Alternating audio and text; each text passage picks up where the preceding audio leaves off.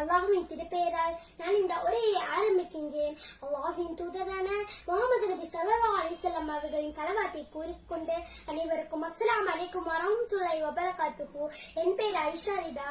நபி ஸல்லல்லாஹு அலைஹி வஸல்லம் அவர்களின் தியாக வாழ்க்கையை பற்றி உங்களிடம் சில விஷயங்களை பகிர்ந்து கொள்ள ஆசைப்படுகிறேன். நபி ஸல்லல்லாஹு அலைஹி வஸல்லம் அவர்களின் தியாக வாழ்க்கை என்று சொன்னால் முதலாவதாக எனக்கு ஞாபகம் வருவது தாயிஃபில் நடந்த சம்பவங்கள் தான்.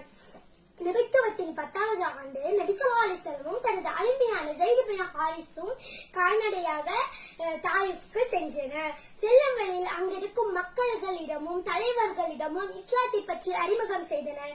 அதில் யாரும் ஏற்றுக்கொள்ளாதது மட்டுமில்லை, அங்கிருந்த ஒரு தலைவர் நினைத்து நின்று அல்லாஹ்வின் தூதர் என்று கூறினான், காபாவின் திரைகளை கிழித்து விடுவேன் என்று கூறினார்கள்.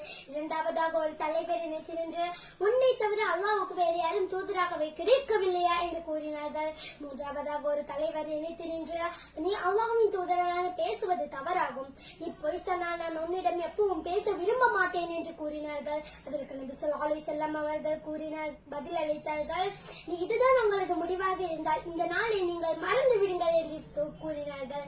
10 நாட்கள் நபி ஸல்லல்லாஹு அலைஹி வஸல்லம் அங்கே தங்கினார்கள். அங்கிருக்கும் சிறு குழந்தைகளாலும் வம்பர்களாலும் ஏசி விட்டு நபி ஸல்லல்லாஹு அலைஹி வஸல்லம் அவர்களின் கல்லால் எரி சொன்னனர். அதே போல் சிறு குழந்தைகளும் வம்பர்களும் நபி ஸல்லல்லாஹு அலைஹி வஸல்லம் கல்லால் எரிந்தனர். ரத்தம் வழிய ஊத்தியது. தனது அடிமையான ஸைத் பின் ஹாரிஸ் அவர்களின் தலையில் பலத்த காயம் அடைந்தது. ஆண்டுகள் கழிந்து ஆயிஷா ரலியல்லாஹு அன்ஹா முஹம்மது நபி ஸல்லல்லாஹு அலைஹி வஸல்லம் அவர்களிடம் கேட்டனர், உங்களுக்கு உஹுத் போரை விட ஏதாவது கடுமையான நாள் இருந்ததா என்று கேட்டபோது அதற்கு நபி ஸல்லல்லாஹு அலைஹி வஸல்லம் பதிலளித்தனர், ஆம் இருந்தது. யௌமுல் அக்பா என்ற நாள் தான் எனக்கு மிகவும் கடுமையான நாளாக இருந்தது. நான் தாயிஃபில் இருந்து மடங்கி கர்னுல் மனாசில் என்ற இடத்தில் தான் எனக்கு நினைவே திரும்பியது. நான் கண்முழித்து பார்த்த போது என் தலைக்கு மேல் ஒரு மேகம் நிழலிச்சு கொண்டிருந்தது. அப்போது அதில் ஜிப்ரீல் அலைஹிஸ்ஸலாம் இருந்தார்கள். ஜிப்ரீல் அலைஹிஸ்ஸலாம் என்னிடம் வந்து அஸ்ஸலாமு அலைக்கும் யா ரசூலல்லாஹ், அவர்கள் சொன்னதும் அல்லாஹ் கேட்டார், நீங்கள் அதற்கு பதிலளித்ததும் அல்லாஹ் கேட்டார். அதற்குத்தான் என்னிடம் மலக்குல் ஜிபாலை கொண்டு வந்திருக்கிறேன். மலக்குல் ஜிபால் அஸ்ஸலாமு அலைக்கும் யா ரசூலல்லாஹ், நீங்கள் என்று சொல்லுங்கள், இந்த 2 மலைகளையும் வைத்து இந்த ஊரை நசுக்கி விடுகிறேன் என்று கூறினார்கள். அதற்கு நபி ஸல்லல்லாஹு அலைஹி வஸல்லம் பதிலளித்தனர், நான் அதற்கு எப்போதும் மணிமணிக்க மாட்டேன். அல்லாஹ்வை அவர்கள் ஏற்றுக்கொண்டு முஸ்லிம் அவர்கள் என்ற நம்பிக்கை எனக்கு இருக்கிறது என்று கூறினார்கள்.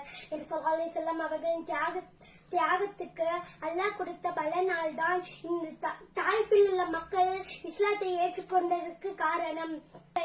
இனி நான் உங்களிடம் மற்றொரு விஷயத்தை கூற விரும்புகிறேன். ஒரு நாள் ஒரு சஹாபா நபி ஸல்லல்லாஹு அலைஹி வஸல்லம் அவர்களிடம் கேட்டனர், உங்களுக்கு எந்த சமுதாயத்தை மிகவும் பிடிக்கும் யா ரசூலல்லாஹ் என்று கேட்டதற்கு, உங்கள் பின்னொரு சமுதாயம் வெறுமல்லையா, நீ பார்க்காமல் நான் சொல்லும் பேச்சை கேட்காமல் நீங்கள் என்ன நேசிப்பதை போல் அவர்களும் நேசிப்பார்கள் அல்லவா, அவர்களைத்தான் எனக்கு மிகவும் பிடிக்கும் என்று நபி ஸல்லல்லாஹு அலைஹி வஸல்லம் கூறினார்கள்.